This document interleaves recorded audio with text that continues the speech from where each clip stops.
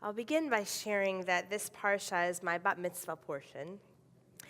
Though my birthday is in icy February, my mother, who was an avid Weather Channel addict, had no intention of my bat mitzvah possibly being affected by wintry weather. And so she picked beautiful April with the azaleas in bloom as the best time to invite family and friends to Little Rock. She gave no thought, nor did I, to the fact that a Torah portion in the spring, as our bat mitzvah, Ellie Royal will tell you, ensures that an enthusiastic and sensitive 13-year-old must take on the part of the Torah that focuses almost exclusively on animal sacrifices, with tremendous details on entrails and blood and almost the expiation of sin and the slicing and dicing of flesh. But the azaleas were gorgeous. What I've learned since my bat mitzvah is that this part of the Torah offers more wisdom and inspiration than meets the eye. While the sacrificial system of our ancestors is thankfully no more, our excavation of its intent and the spirit of it and the power of it is extremely fruitful, I believe. Parshat Shemini includes the Torah's instructions for regular and special sacrifices, as well as as animals that are and are not kosher for eating. And in my studies this week, I guess it's also appropriate for me to share with you that there were crawfish served at my bat mitzvah party. We really didn't read the Torah portion very closely. But in my studies this week, that just went out to hundreds of people online too. So, oh well, okay. In my studies this week, though, I encountered a teaching by scholar Dina Weiss that shed new light upon a dark and confusing reality that confronts us all.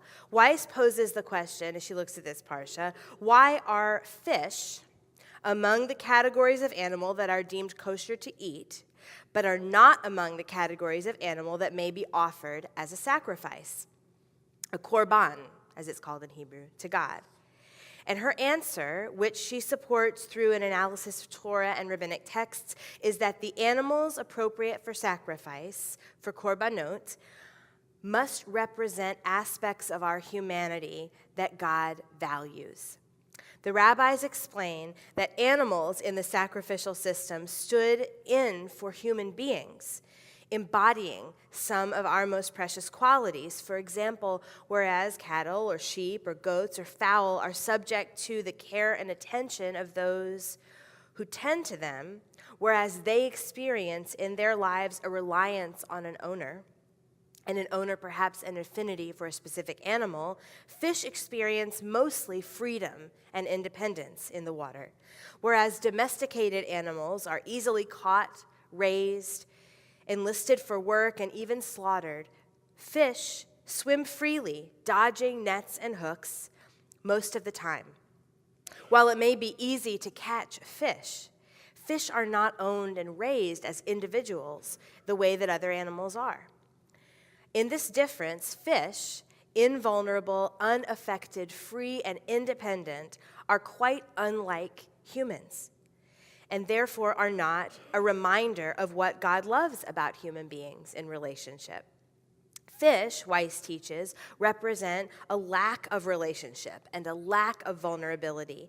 And in the bringing of the korbanot, of the sacrifices, human beings are supposed to be connecting with and leaning into the most valuable and relational components of our nature. It is those components of our nature that God desires and treasures the most in us. The korban, the sacrificial, sacred communication with God in ancient times, was a subtle way for God to say that belonging and responsibility and vulnerability and dependence in relationship, human and divine, and human, is what is dearest to God about life. Weiss's fascinating observation resonated during last night's powerful discussion in our TI Crosstown space, and I know some of you were present. Professor Jonathan Judaikin offered the second installment of our TI Talk series, Let's Talk About Anti-Semitism. The third installment is in April. The event was a collaboration between Temple Israel's Connect TI, the National Civil Rights Museum's Young Adult Division, and Facing History and ourselves. And the focus of last night's talk was the interconnectivity of all racisms to one another. Naturally, because of who we are and where we are, we spend a good deal of our time thinking about the relationship between anti-Semitism and anti-Black racism. We observe that there are times in history when Jewish Americans, who are predominantly, though certainly not exclusively, white, and African Americans feel a deep kinship with one another because we share a history and an understanding of oppression and have stood for one another. But there are other times when it feels that these two minority groups find our relationship fraying, and perhaps this is one of those times. While the Exodus story is foundational for Jews of all ethnicities and for African Americans, our experiences of slavery and oppression based on these two identities is actually quite different. In America, Jews have not experienced institutionalized racism nearly to the degree that Black Americans have. As Jews of European ancestry have struggled with our own identities and come to enjoy more and more of the privileges of whiteness in America, we seem less and less like ones who understand what it means to be oppressed. And yet, as we look at the histories of our families, whether we are Ashkenazi or Sephardi, whether we came to this country in the 19th or 20th centuries, we are almost all descendants of people who were absolutely victims of institutionalized anti-Jewish racism. And we carry that anxiety and mortal dread, and even in some cases personal memory, around with us in our minds and in our hearts, and according to studies in epigenetics, even in our bodies. This is not a drash about politics, but I do want to make a reference to the recent controversy surrounding the comments of Representative Ilhan Omar, in which she insinuated that American Jews have dual loyalty to Israel and are using our vast financial resources to influence politics. I reference this only as a recent example that proves this point. Jews of every political and religious stripe know how very hard it is, how painful it is, how much it reminds us of our painful history of our people to hear, whether intended or not, anti-Semitic stereotypes uttered in the public sphere. We recall the trauma that is real in our lives and in our history, and we are justified in feeling residual pain from that trauma, just as we would from a physical wound that has not quite healed. And in these moments, when that happens, we do not feel the part of our identity that is privileged. We feel the part of our identity that is oppressed. And we must be able to talk about both.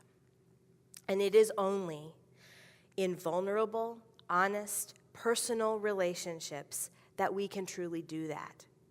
It is only through vulnerable, honest, personal relationships that we can understand the pain of others who may feel invisible to us and who may feel that we are complicit in their continued oppression. The exchange of these kinds of experiences between groups, particularly groups of oppressed peoples, can only truly happen up close. And that realization brings us back to this week's Parsha. Sacrifice is an awkward English word we use for the Hebrew word korban, which has as its root the idea of drawing close, of leaning in, of intimacy and deep knowledge and understanding. The exchange of pain and memory can only happen inside a relationship, a real and loving one, like our relationship with God. And every korban in the Torah should remind us of that relationship, and every korban in our lives. It is that relationship upon which we model all others. And when we draw close, when connection is honest, and when it is vulnerable, then it is holy, and it will be a part of healing the brokenness of the world. So on this Shabbat, here is my prayer. Let us remember that we are not like the fish that Weiss talks about, invulnerable and not beholden, able to skirt through nets of oppression and threat. This year has certainly shown us that, as if we needed proof. We know every time anti-Semitism comes rushing brazenly back into our lives that this fish-like feeling is an illusion. And let us remember that sharing that vulnerability is a part of a holy relationship, as is hearing about that vulnerability in others. We must trust others enough to share and to listen.